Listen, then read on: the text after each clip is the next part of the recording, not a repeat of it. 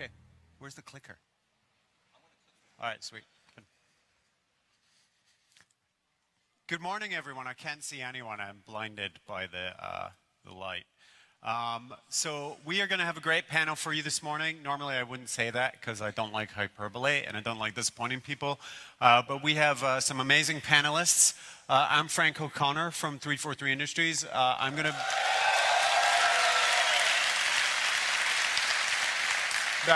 That is the correct reaction. But we have some much more exciting people for you to meet this morning, our panelists, and I'm going to bring them in one at a time. First, I'm going to bring in someone I've known for more than 10 years, the president of Certain Affinity, Mr. Max Hoberman.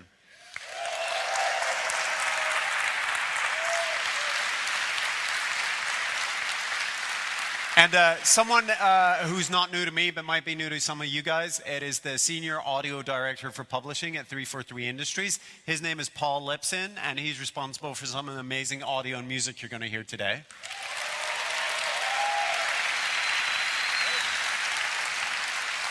And someone who needs almost no introduction, rising this morning from her throne of skulls, Miss Kiki Wolfkill, executive producer at 343 Industries.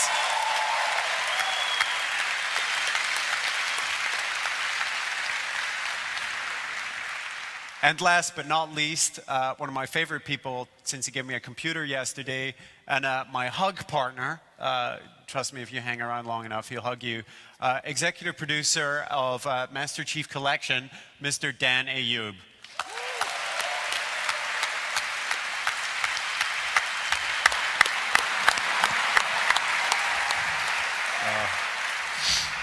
Very touching, and he likes to be very touching.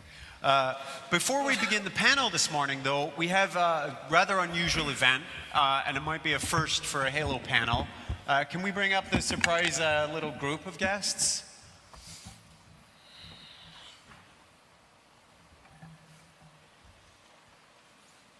Yeah.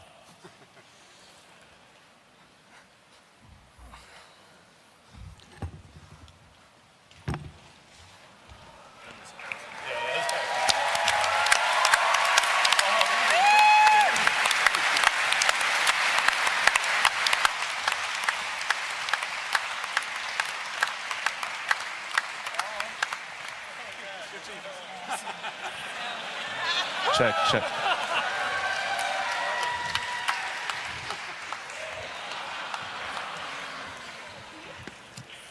Some of you guys are probably aware this is the 405th, and there may be other people who are not from the 405th. Anyone? It's all 405th today, right? All right. Right. No polygons were harmed during the creation of that costume. But the 405th is here because they're here at PAX every year, and they're also at Comic-Con every year, and they're a big part of the Halo community, as is everyone in this audience. But we have another community event, which again might be a first today. And I'm not quite sure how this is going to shake out. This was a big surprise for us, too. This mic is hot. So. Yeah, this mic is hot.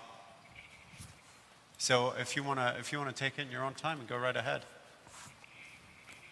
Oh. Melissa? Oh, yeah! Yes.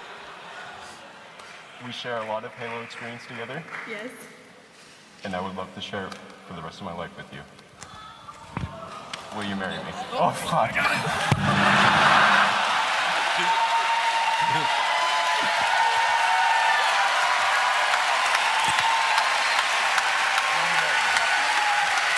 It's a yes! We're gonna have a yes!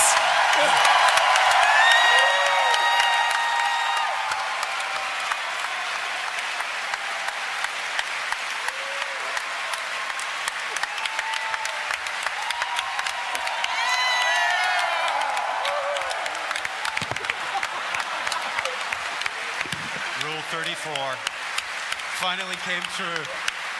Congratulations, and extra surprise, as an officially ordained minister in the church, thanks to the internet and state of Washington, you're not pronounced your man and wife, no backsies. That's not true, it's fine. That wasn't legal. Congratulations. And We have a premature wedding gift for the future bride and groom. A bag of Halo swag, which is pretty exclusive, and you know, there's boy stuff and girl stuff in there, but now you're engaged. You can swap it around a little, nobody cares. Congratulations. Congratulations, guys. Thank you to the 405th. And everyone else for helping.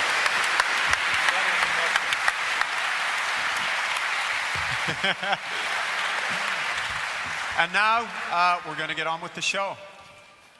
Thank you, guys. Congrats. Good job. Thanks.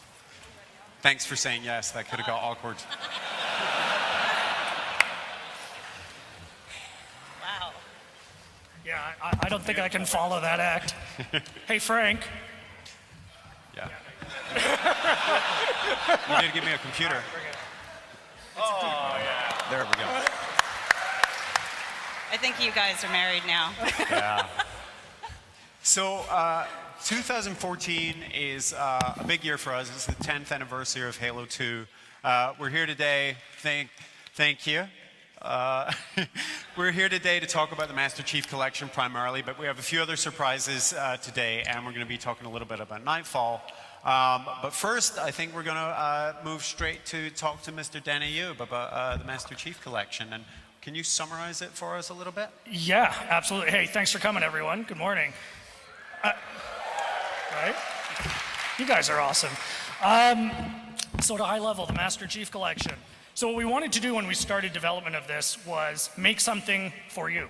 How do we make something a little more awesome than we did the first time with that anniversary in 2011? And it all came down to going bigger. So we definitely wanted to do the anniversary treatment for Halo 2 because it was such a pivotal game for so many people. And what we knew about that from right away, from the get-go, was we needed to nail the multiplayer. So I think my first call was probably to Max when we got started on this. I was like, hey, Max, I need you and Certain Affinity involved in this. I mean, and fortunately, after getting him drunk, he agreed to do it. And the results have just been fantastic, and it's been great working with them. But beyond that, what we wanted to do was, we started thinking about the product. It's like, for the first time, we have an opportunity to have all of the Master Chief games on one platform at the same time. So we said, hey, wouldn't it be fun if we could do 1, 2, 3, and 4 all on one disc at the same time? And that led to some really creative breakthroughs. That's where that universal UI came from, the concept of having everything unlocked at the get-go so people can move around however they want. And quite literally every multiplayer map that's ever shipped for any of these games, all on their original engines, all running at the same time. And of course then saying, okay, well, let's make these games run at 60 frames per second and get all of that goodness that comes with it as well. So that's the game portion. And we thought, of course, that it would also be good to do that teeing up to Halo 5 coming out next year, and hence the inclusion of the Halo 5 beta into the project as well. And then Nightfall, which was just like the icing on the cake, right? Which Kiki will talk a little bit about in a couple of seconds. So having all of this together in one collection was really a fascinating development experience for us. First of all, because we really transcended just production, right? This went just beyond making a game. This was working with Kiki and her team to, get some nice bits going back and forth between the game and the linear series and all of that goodness. So at the end of the day, it turns into a really comprehensive edition that we're really proud about, and we've been thrilled with the response from the fans. I mean, I know I was nervous going out at E3 to talk about it, and everyone's reaction has been fantastic. So, I mean, at this point, I would just like to thank you guys for your reaction, because as we're crunching and things are getting heavy and hot, it's really the fan love and appreciation we're getting that's keeping us going. So, thank you.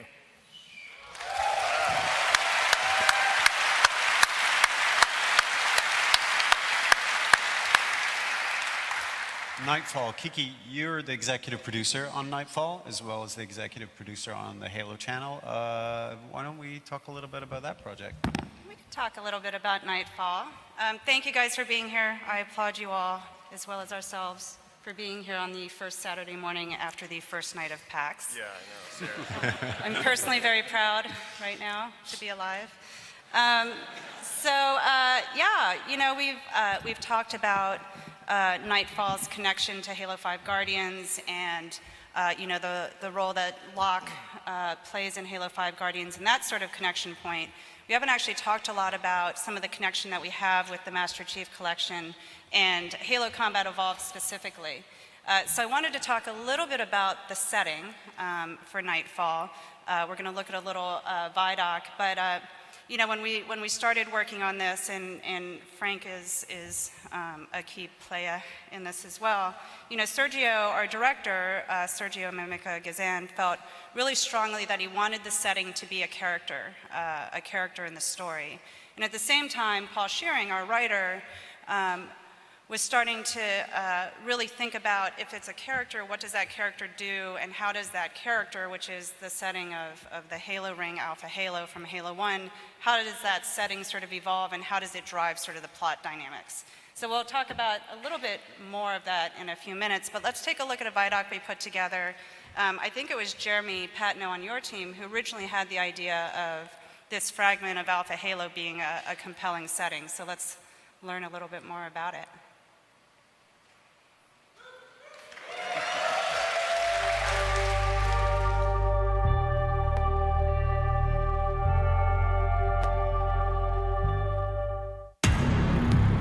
There's another character that features very heavily in Nightfall, something we've wanted to do for a really long time, which is explore a Halo in a piece of Halo linear content. In the first game, Alpha Halo Installation 04 is discovered by humanity and by the Covenant, and there's a fight. Neither side at this time knows that the ring is actually part of an array designed to kill all sentient life in the galaxy. It's an ancient artifact that a long-vanished civilization abandoned apparently 100,000 years ago. Think about it as a 10,000 kilometer radius band floating in the sky. The outside surface is all engines and metal and mysterious alien technology. The inside surface is terraformed, so it's livable. It's sort of like Earth. Over the course of the game, you end up as the Master Chief destroying the ring. There was a small fragment that got out of the original system, and it ends up in this weird, irregular sort of orbit around this unidentified sun. So imagine this sort of curved fragment of this 10,000 kilometer band tumbling and spinning dangerously ever closer to this red giant. A dozen, 16 hours or whatever a day, it's directly facing the sun and experiencing extreme temperatures and then flopping back over. So in the night cycle, it's just about livable. When it gets into a day cycle, as it spins to face that sun, it can't control the temperatures. The technology isn't that good.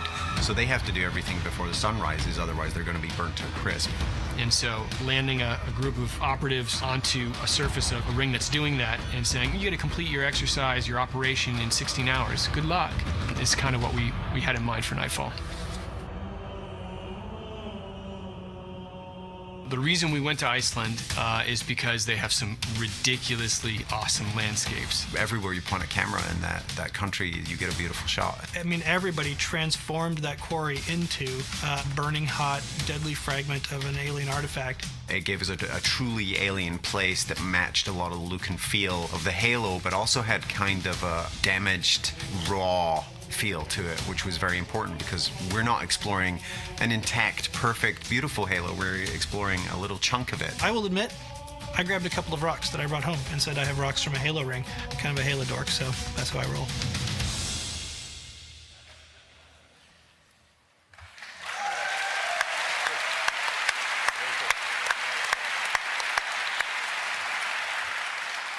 So, as Kiki mentioned, the fragment of the Halo ring, Jeremy said, why don't we set it on a Halo? And then we discussed that, and we talked about which Halo, and we ended up with Alpha Halo, which was obviously destroyed, and that brought in some really exciting sort of potential.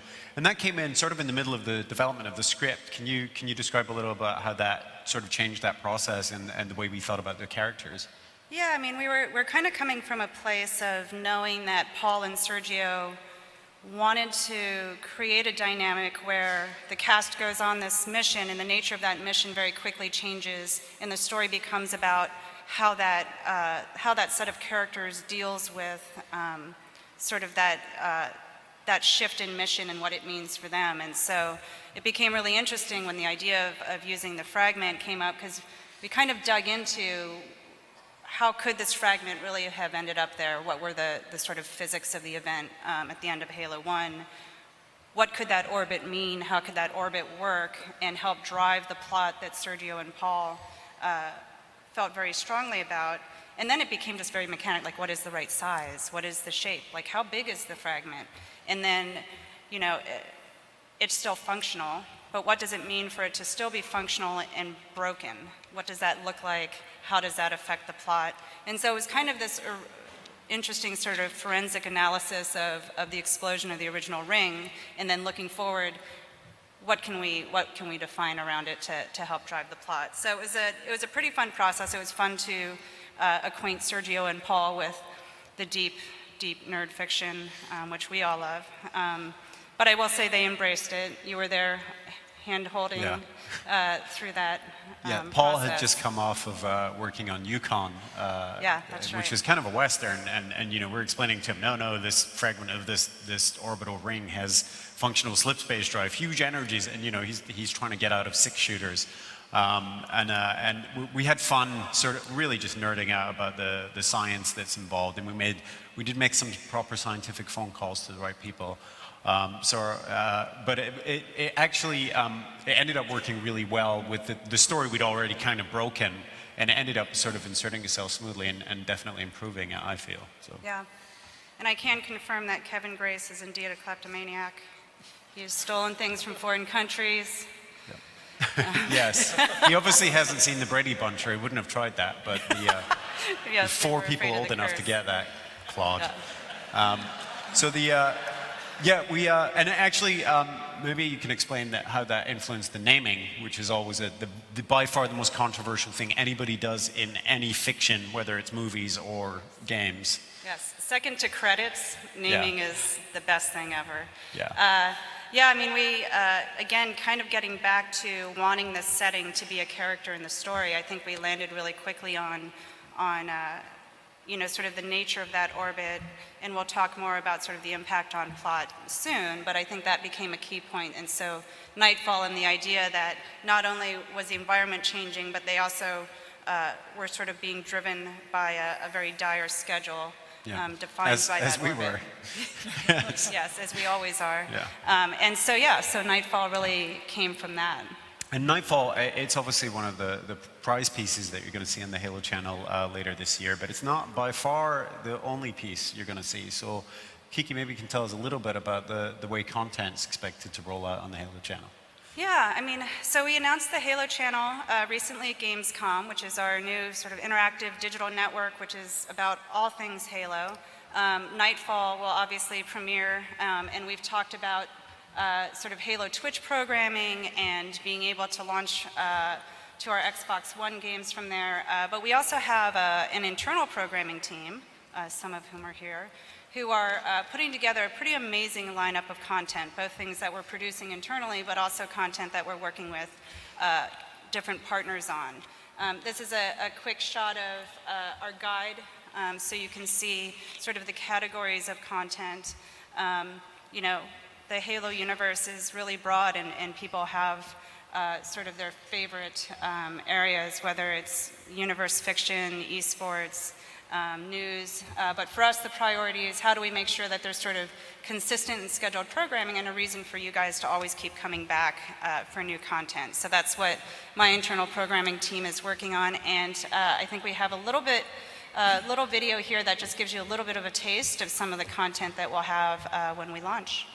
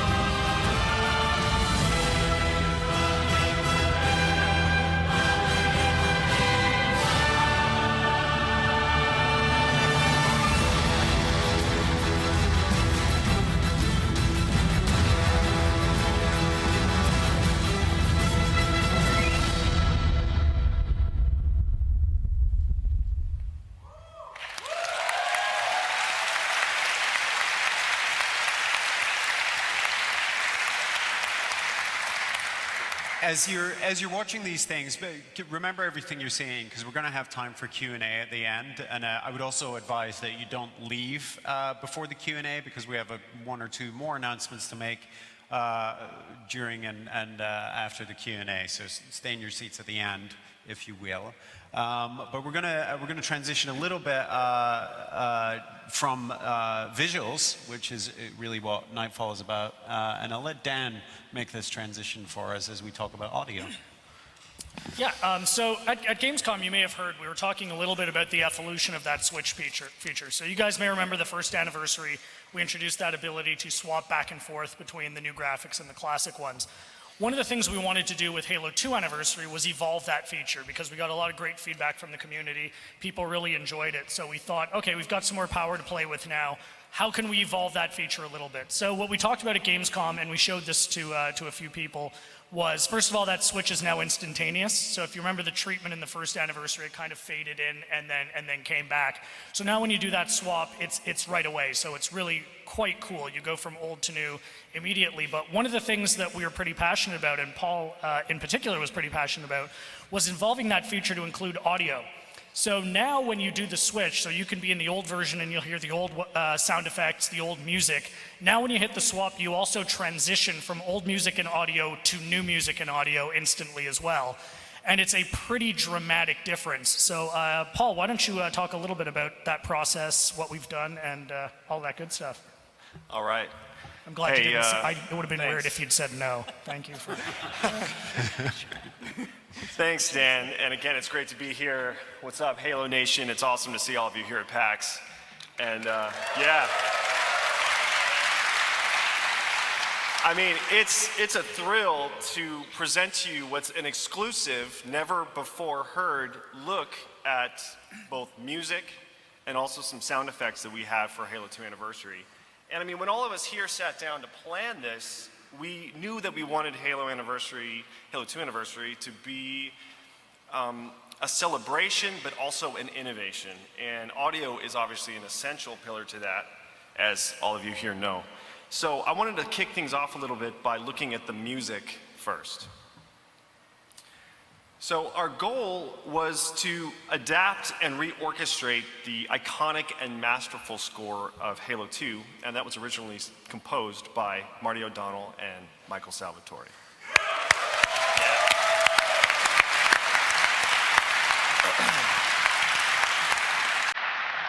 So we've brought back our award-winning music team together for this, including Brian Trifon and Brian Lee White from Finishing Move, and Lenny Moore and Tom Salta.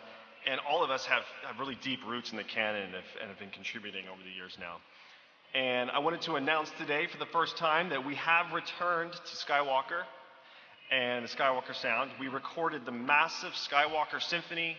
We've added 40-piece San Francisco opera chorus and 28 singers from the San Francisco Boys Choir, mixed in beautiful, yeah.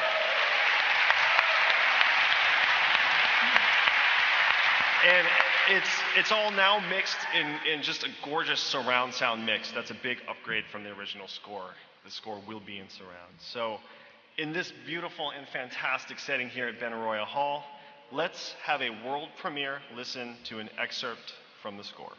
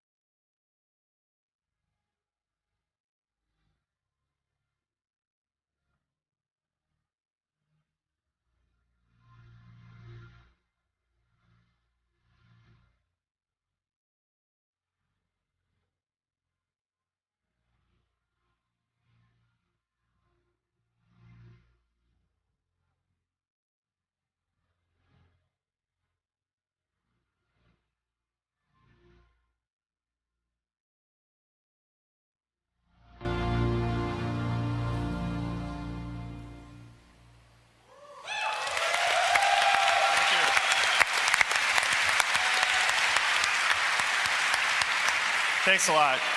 So, the original Halo 2 release went in a pretty bold new direction when it came to exciting partners and some interesting musical collaborations. I mean, Frank, you remember back. Yeah, you guys remember that there was some extra tracks on there and some specifically incorporated music. 10 years ago, we had Incubus and Breaking Benjamin. It's 10 years later, so I think we really wanted to take it in a fresh direction.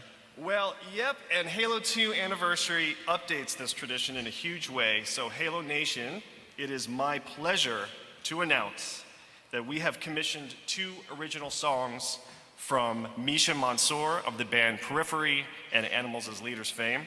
And here is a world premiere first listen to his music featured in the game.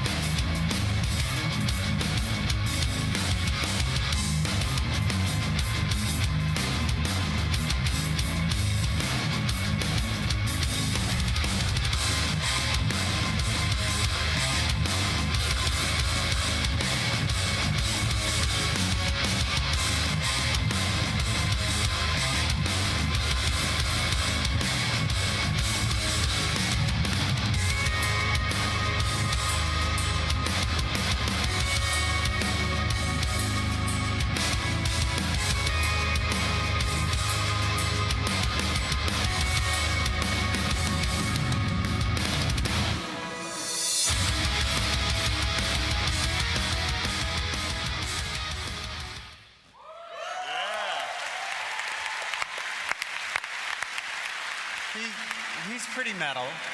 He's pretty metal. So is he replacing any of the sort of guitar stuff we heard in the... Well, you know, I mean, last but not least, it just wouldn't be Halo 2 without a guitar legend. So I am delighted to confirm that Steve Vai is back for Halo 2. And he's recorded with us at Skywalker Sound as well. It was a gorgeous and unbelievable session. We had a blast. Here is a first listen to Steve absolutely bringing it on the score.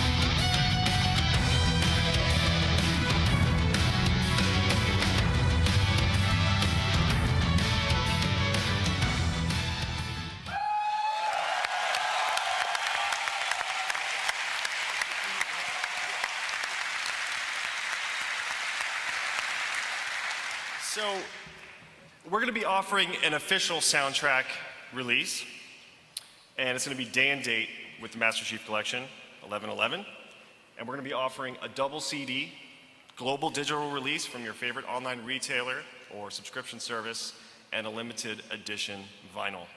So stay tuned to Halo Waypoint for more information as this rolls out. So let's turn our attention now to talk a little bit about sound effects, because you really just can't have Halo game without killer sound effects.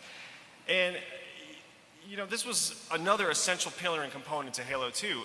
And it was not just a simple content swap for us, but an entire system design overhaul.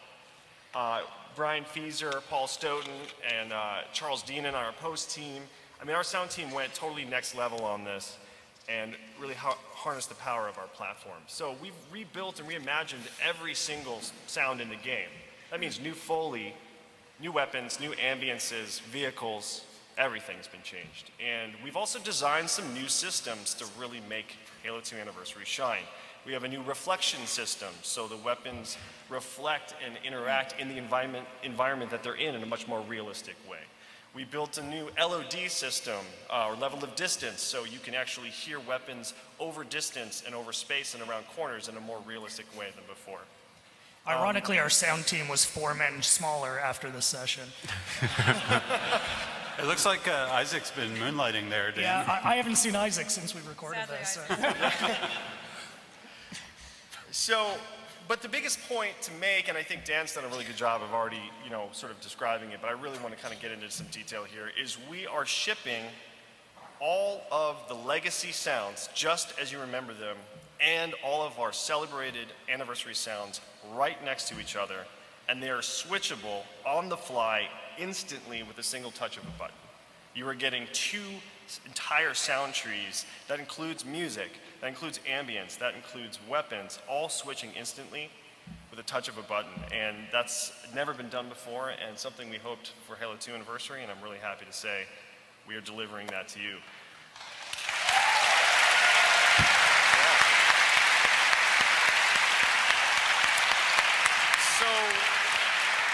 Why don't we take a look at this? So we made a demo. We just pulled out our Xbox and literally grabbed the feed. What you're about to see is literally just live gameplay. This is how fast it's going to switch. Some of the weapons are just kind of cut together, but what you're seeing in the switching is real time, right off kit. So let's roll a demo video here and check it out.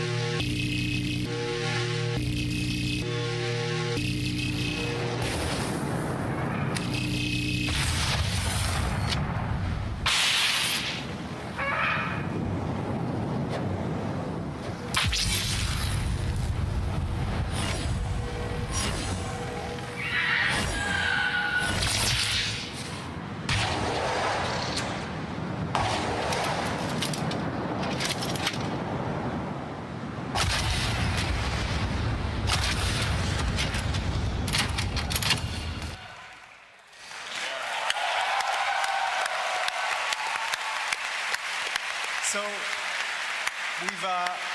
we've talked a lot about visuals, we've talked a lot about audio. Let's talk about multiplayer. With the person who's responsible for a lot of the ways that you play matchmaking in not just Halo 2 or Halo 3, but basically any multiplayer console game, Mr. Max Hoberman.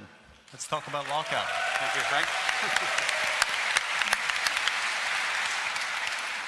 So yeah, thanks everyone. Thanks for coming out to see us. I actually I'm going to do something slightly unorthodox. So I invited, Dan's looking at me. I invited a friend of mine. I invited a friend of mine to come here, and he said that he was going to come and heckle me. So rather than give him the chance, I thought I'd do a preemptive strike and call him out. So if you guys look over this way, a little bit behind the mic stand, Charlie Goff, one of my best friends, who is also, incidentally, the lead programmer on Halo 2 from Bungie's coming down here. Say hello, Charlie. All right. Preemptive strike. Yeah, that's fair. So Lockout is, and I can say this without a shadow of doubt, my favorite small Halo map. It's not that small, but it's easily my favorite. You were there for the first one. What led to the shape and the corridors and the ramps that we all know and love? Yeah, so Lockout's an interesting map because it's actually one of the very first maps that we made for Halo 2, which is, it's just kind of mind-boggling how popular it is and how well it all worked out. When we first laid out the maps, we laid out a plan for 9 original kind of small-scale maps. And we kind of had a chart that said, we need a map that does 4-on-4, 8-on-8, et cetera, et cetera. And actually, Lockout was the smallest of the set. It was our one map that was really actually designed, believe it or not, to be a one-on-one map. This was pre-Halo Online, and we were thinking about poor people who didn't have internet access back then and just had to, you know, play with them and I guess they didn't have a lot of friends either, but just them and their one friend.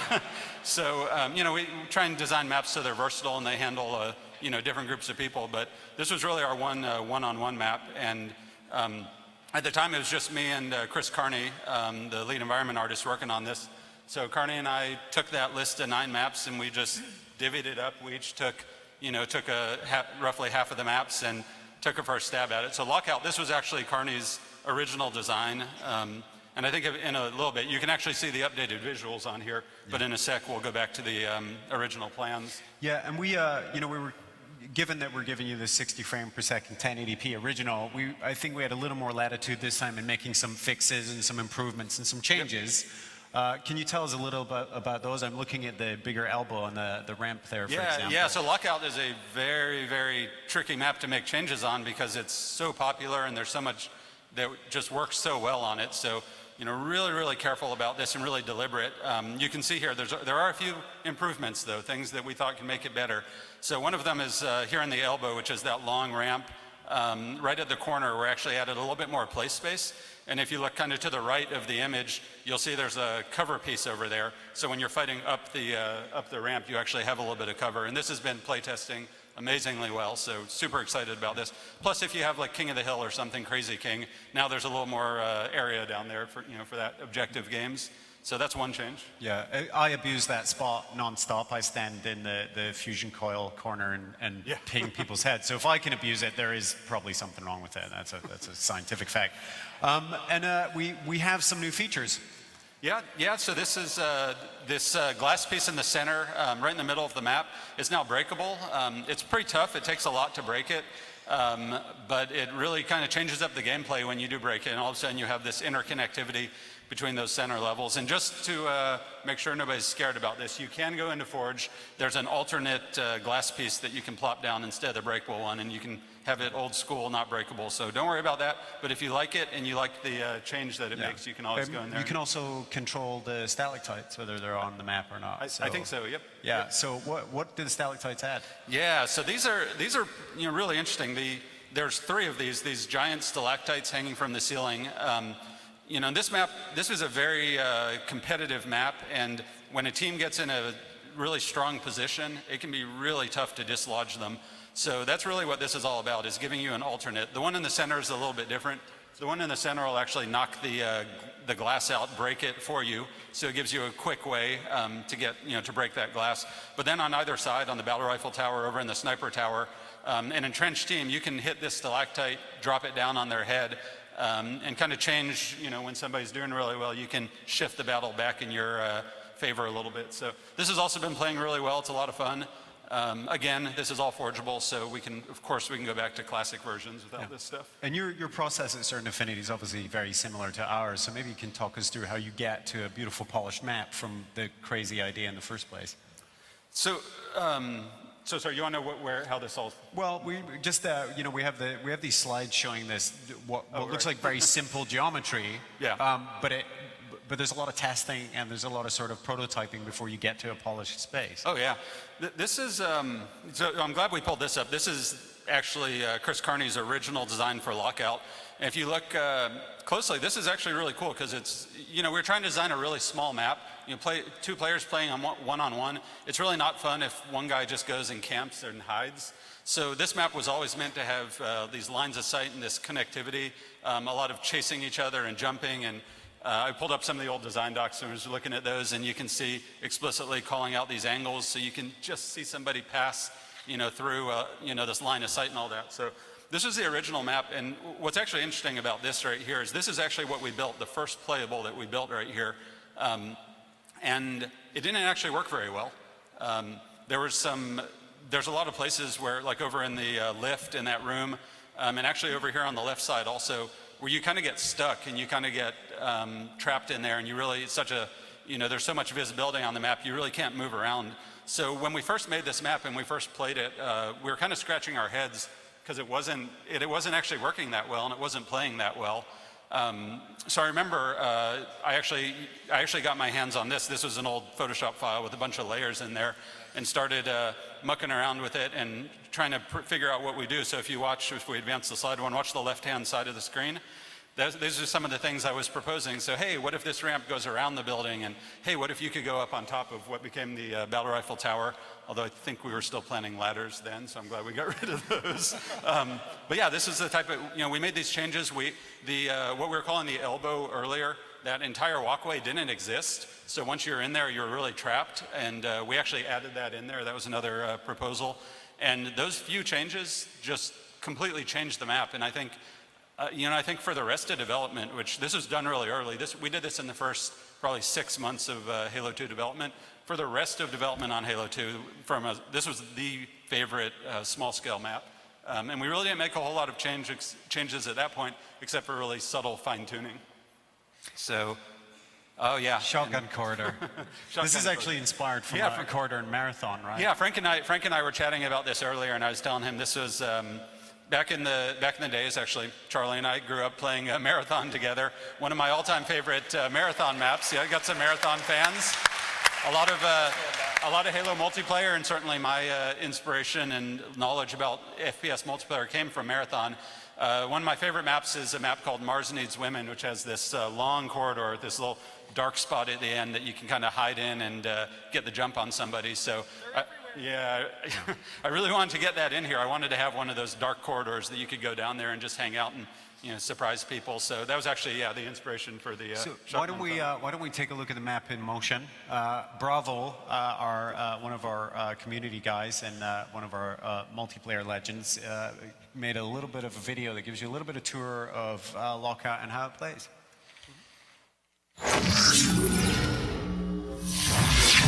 Hey everyone, and welcome inside 343 Industries. I'm Andy Bravo-Radinsky, and this is a special edition episode of Breaking Down the Map, a brand new show coming to Halo Channel where I break down the multiplayer maps within the Halo universe and also give you some tips along the way. In today's episode, we're going to take a short look at one of the most iconic and beloved maps of all time, Lockout. The original Lockout takes place on a remote, frigid flood research facility, and the updated version looks just as frigid and isolated, and also better than ever. Certain Affinity has done it once again with this version of Lockout, and given the optimizations that they've made that enhance the playing experience, this one might even rank higher than the original. This updated version of Lockout is more about optimization than broad changes, and one area that this really shines is the skill jumps and trick routes that exist on the map. Let's walk through a few of these that I think you'll want to know about. Let's start with the area called the BR Tower, due to the fact that the battle rifle spawns at the top. If you're coming from top mid, then jumping to the top is as easy as 1, 2, 3. It's also easy to do from the left side, also known as the open ramp, and also from the right side, known as the library. Now, these certainly aren't the only trick jumps we've carried over from the original, so make sure you play around on Lockout come November to see what else you can pull off. Next up, let's talk about some of the new features on the updated version of Lockout. Minimal changes have been made to Lockout, so I'll keep this segment short and sweet. One of the first things you may notice while playing is that the glass on top middle is now breakable. This wasn't possible in the original, but don't worry, it takes quite a bit to break the glass, and once broken, it will eventually return to its unbroken state. Besides that, mostly everything on Lockout will play exactly as you remember it, except for the stalactites that can kill you from above with a shot. Keeping in spirit with each map having an interactive element, there are 3 stalactites that can be shot and dropped onto your enemies. One for the BR tower, one for top mid, and one for the sniper tower. Just like all interactive elements in Halo 2 Anniversary, the stalactites can be toggled via force. Be on the lookout for more episodes of Breaking Down the Map on Halo Channel when it launches, where I'll be covering Lockout as well as more maps within the franchise. Thanks so much for watching, and we'll see you next time.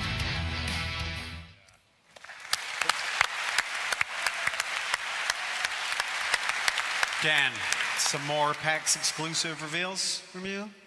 I don't know. Anyone want to talk about Forge a little bit? So we did, at Gamescom, I promised we'd talk a little bit about Forge. In particular, today I want to talk about some of the changes we've been looking at for Forge, in particular for the new maps that we've been doing with Max and his team at Certain Affinity.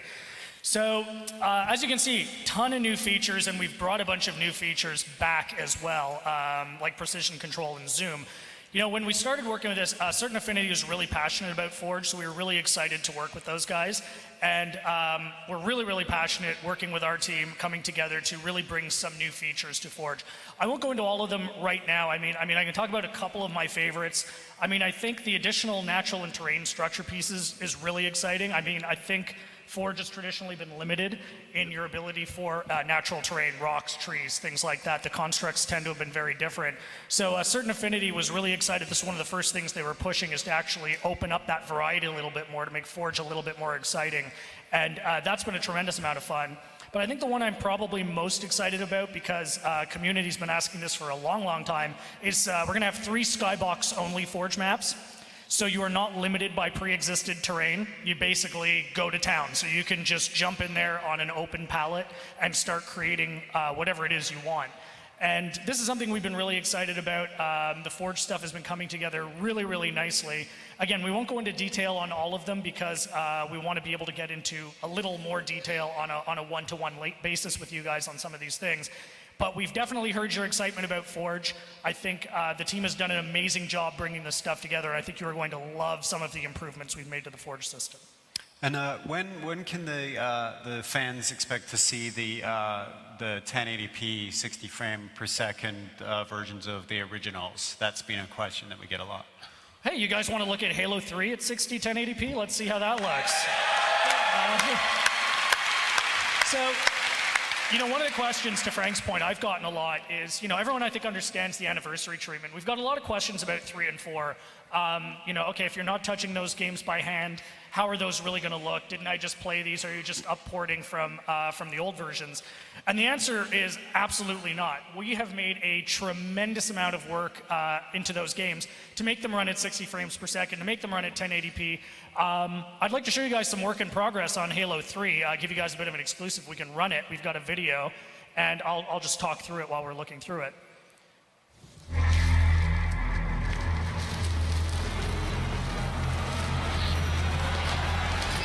Wait! They're arbiters with us! Come on now. Got enough to worry about without you two trying to kill each other. Were it so easy. We must go. The brutes have our scent. All right, so we'll get rolling. They must love. And again, hopefully this is coming through nicely on the screens, but let's hop in and check out some gameplay. So this is Halo 3, believe it or not, at 60 frames, 1080p, and what you can immediately see from it is how much more fluid the gameplay is. It's coming across nicely in the video. You really sense the difference when you pick it up and play. You can actually see here as you look up at the canopy, a lot of individual detail is also coming through, which you couldn't see prior to that. Back at the office, we've actually got versions. We have 2 TVs going for both this and 4 that have the original running next to our new ones, and the difference is pretty dramatic. This is actually a great spot. You can see some of the changes we made to the lighting systems, to the shaders. So, you know, it's hard to believe that this is Halo 3 and it's looking so incredible. The water looks great. So, whereas we're not going in and hand-touching all of the content like we are for Halo 2 Anniversary, this Halo 3 and Halo 4 are still getting a pretty dramatic upgrade. You get the benefits of 1080p, you get the benefits of 60 frames per second, and it's really a fun exercise for us, because we're taking these games from a technical standpoint without touching everything by hand and bringing it in and making it feel like a modern console game. So we just wanted to give you a sneak peek at that, but it's pretty exciting, and I can't wait for you guys to get your... Thank you. Thank you. So we will have we do have time for some Q&A, but before we start that, I'd firstly like to thank the panel individually: Max Hoberman, Paul Lipson, Kiki Wolfkill, and Danny Yoop for joining us this morning. And thank you, Frank. And yeah, they know. We're good. But I believe we have one surprise, and this is anyone who's been to Comic-Con probably knows what this surprise is. Somebody is sitting on a exclusive, in that there were only ever 4, Master Chief Collection Xbox One. And someone is sitting on that, and if they reach under, not only under their seat, but on the short side of under the seat, they should find a sticker. And if they don't, I'm going to direct the person, because the sticker's flat. Lucky for somebody, 13 and row L, check under your seat. I did get that right, Jay, right?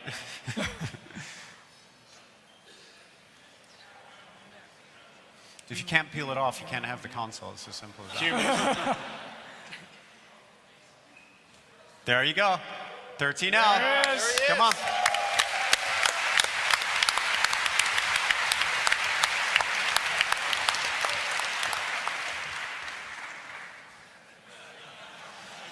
You can come up. We know it's there.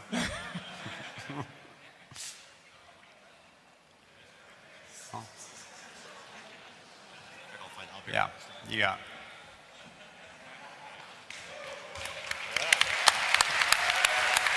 We have all the cables in the box and everything for you. Congratulations. And now, we're running late, so let's get some questions. You guys know the drill. If anybody asks if there's any multiplayer in Master Chief Collection or about the PC version, they're going to die on the internet. Just warning you. You can ask. I'll even answer. First question. So my question is, we kind of have an expectation of how Halo 2, Halo 3, Halo 4 multiplayer is going to look. When are we going to find out more information about how Halo CE multiplayer is going to be implemented into Xbox Live, since it is the first time? Dan? Yeah. So we are going to be actually talking about Halo 1 probably within the next month. So stay tuned. We're going to have some cool stuff to talk about there, but it's we're obviously really, really excited about it. Thank you. You bet. Hi, with the lockout change, we saw the icicles and the destruction as an interactivity, and you mentioned Forge with that. Will there be more Forge objects that are interactable? There's actually a pretty large palette. There's some interesting gadget type things and stuff we put in. I don't know that they're map specific, but we have added some really fun elements to Forge that I can't say too much about. Thanks. Just getting ready to tackle you there. Yeah. Hi, how's it going, guys? I always see Halo as a type of game that you play until basically the new one comes out. And I heard some news a while ago where someone was looking at data concerning player count. And I don't know what, I wanted to see what your guys' thoughts were about that. They said that it was something to do with like Halo 4's player count a year after the game was released was significantly lower than the other games. And I was curious if you guys maybe were doing anything to address that in future Halo games. Yeah, I mean, it's a combination of stuff. We have to take responsibility for some of the things that just weren't popular. There's also timing involved, and it was our first game as a studio, so everyone's very aware of it, and everyone's trying to learn from that. And I think we got the message loud and clear. Thank you. Hi, so I guess first, before I ask my question, if you haven't played Halo 4, like, plug your ears. I miss Cortana. I understand the design decision. It was one of those, it was a fantastic story decision. What were some of the design, or what were some of the thoughts behind that design that really kind of pushed you forward into that? And I guess was the idea to kind of maybe isolate Master Chief, to kind of maybe put this as the reboot, really kind of make him on his own? Like, what was the thought? No, we can't obviously talk too much about story. What I will say is that we did want to, Master Chief's been a vehicle for us, for players, for so long. And over the years, people started to get a feel for his persona and his character. And so this was, nothing meaningful happens when everything goes right all the time. poor old Sergeant Johnson, for example, dies about 10,000 times in the average game. And so when he died at the end of Halo 3, it was pretty sad, but most of us have killed him by accident many, many times. So it had a little bit less meaning. So bluntly, we wanted to do something that was meaningful and was going to affect the universe permanently. And you're right to think that you'll get to see how effective he is in Halo 5. So that will be interesting in itself. I actually was just going to add a quick Oh, yeah. thing to that without spoiling anything. I think part of what we wanted to do was, as a player, have you sort of feel something with Chief and have you sort of experience this sense of loss as a player that Chief was feeling from a story standpoint. And I think we tried to do a lot of reflection on Chief and his sort of more human side through Halo 4. And the relationship with Cortana was sort of the best manifestation of him as a person and the effect of that on him. I didn't want to make them cry, but you've ruined that. I like to make them cry. Next question. Hi, yeah, first off, I want to thank you guys for coming out here. It really means a lot to us. It's really awesome of you guys taking the time out. So first off, I want to thank you all for that. Thanks for being here. Yeah, thank you guys. My second question is there ever going to be a chance for us to see Halo Reach make next-gen consoles? It's possible. I can tell you there are no plans for it at this juncture. Obviously, 360 owners got some good news about Halo Reach earlier in the week, so we love that game and we take it seriously. But right now, there's no plans. The point in Master Chief Collection, as Dan can probably succinctly summarize, was to get Master Chief's story on one console for the first time. Yeah, what I can tell you is that is probably the question I've been asked the most since the release. So it's definitely made its way into our subconscious. Yeah. Thank you. Can you still do goofy things in Halo 2 multiplayer, like rocket sword lunges and climbing along headlong and all that fun stuff? We're still in the middle of testing, and things like aspect ratio, just literally the pixel count, there's lots of things that happen in the renderer that mean there are no guarantees of that stuff, but we're not going in to deliberately fix or change some of the more well-known exploits and bugs. Of course, you'll get the post-update version of those games. But we won't make any promises about those bugs and exploits because we really just don't know how the pixel space is going to affect them ultimately. Some of them are still working, and we're testing some others. All right, thanks. Hi. How are we going to handle armor permutations and loadout unlocks between Halo 3 and 4? Is that going to carry over from the 360 versions? Or oh, you mean in terms of your game saves and stuff? Yeah, is that like fresh unlocks? Or sorry, are you asking if you're function the same or if it's going to carry over? No, if your stuff from Halo 3 is No, going to so carry your stuff over. will not carry over from Halo 3 and 4. I mean, what I can say is they will play exactly, those games are being moved over exactly as they were, so that functionality will be identical. But right now, those will not carry over. Yeah. The systems are really pretty radically different. So, how are we doing for time, Che? We're way over, but is anyone angry?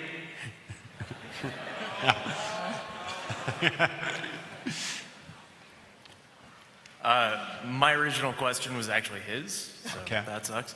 But is Halo 1 Anniversary's transition going to be as immediate as Halo 2 Anniversary's? Yes, it is. So the improvement we've made to it on 2, we went back and did the same thing for 1. So when you do the switch on 1, it will be instantaneous as well. Cool. Thanks.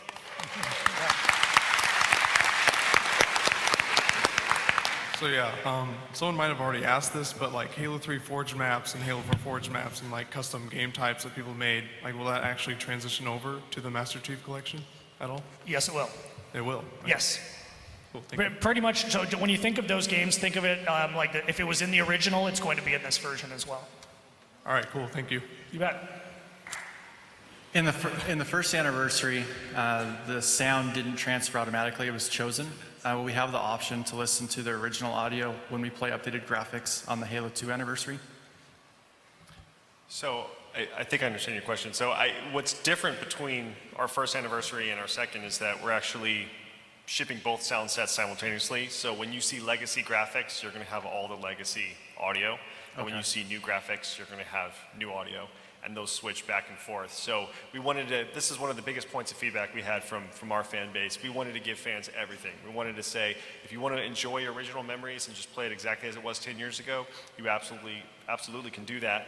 And if you want to experience our celebration of it and some of the new innovations we have, you can now toggle just instantly. And I think, definitely with the power of Xbox One, I mean, we're going to see a lot of game clips and a lot of fun captures of just people kind of looking at the same experience from both sides. So I think the big innovation with 2 is that you're kind of getting the whole thing. And, with 1, we had a new sound set which shipped, and we also had an option for the remastered score and the original score. And this, we're actually just shipping both entire sound sets together.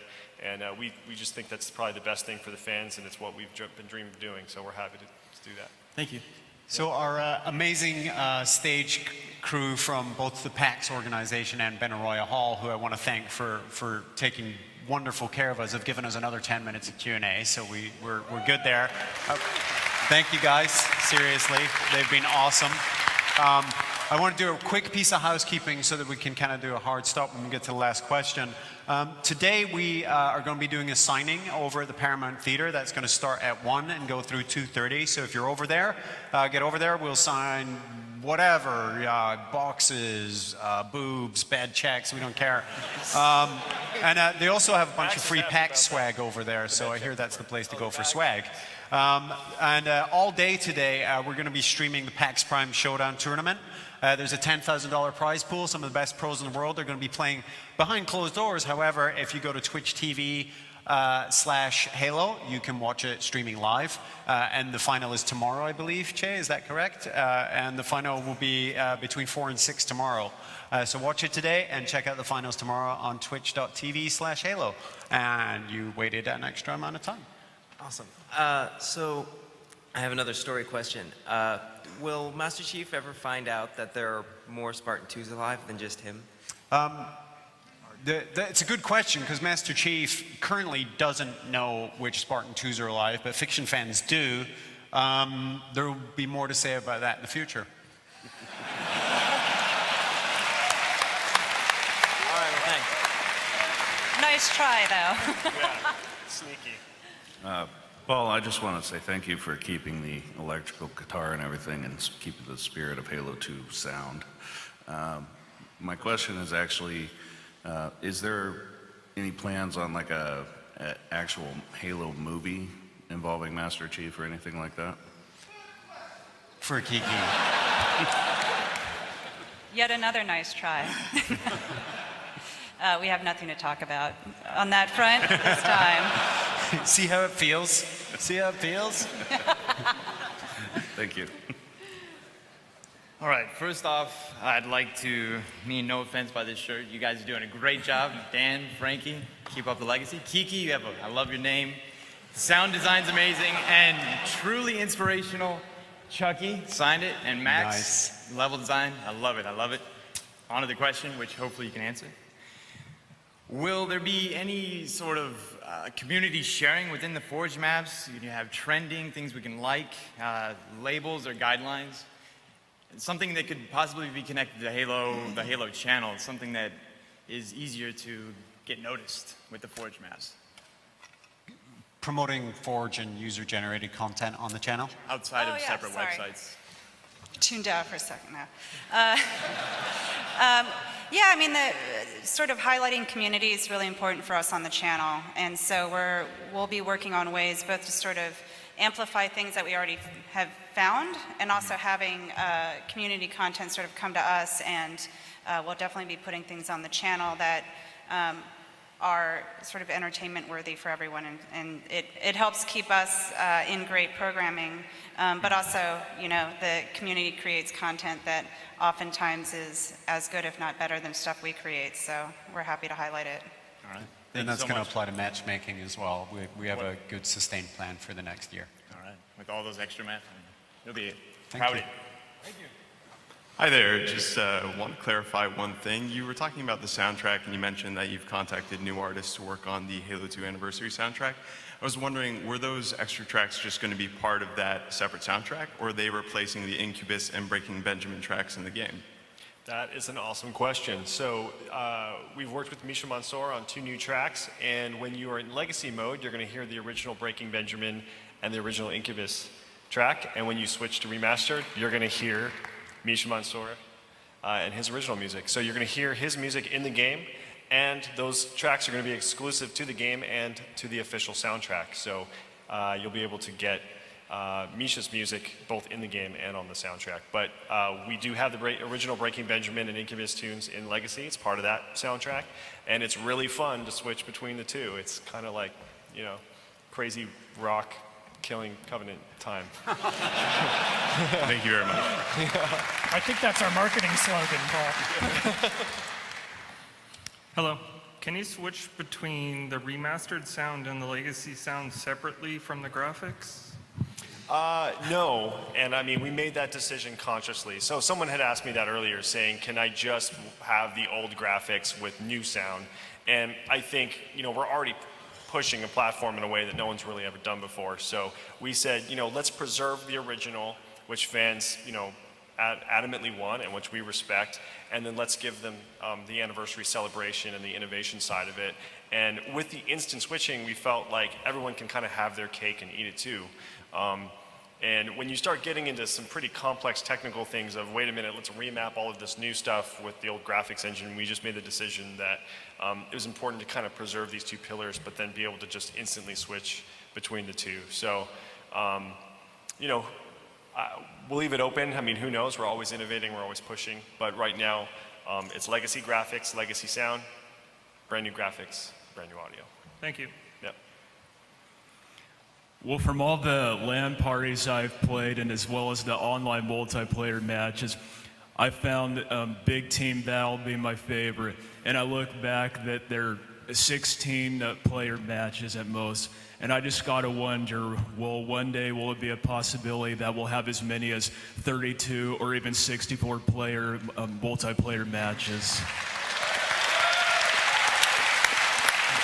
So, we've looked at that over the years, and Max has looked at player count over the years. Lockout's a good example of that. That went from 1 to, you know, ideally 8. Yeah, nothing to announce at this time, but it's something that we continue to re-examine. The simple fact of the matter is Halo does work well with 16 players, and there's some good reasons for that.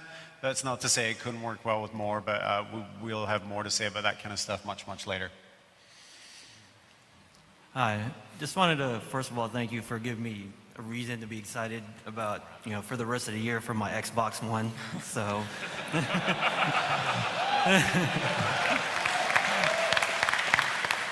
but my question is, with these sound changes, you guys gave the weapons a little bit more pop.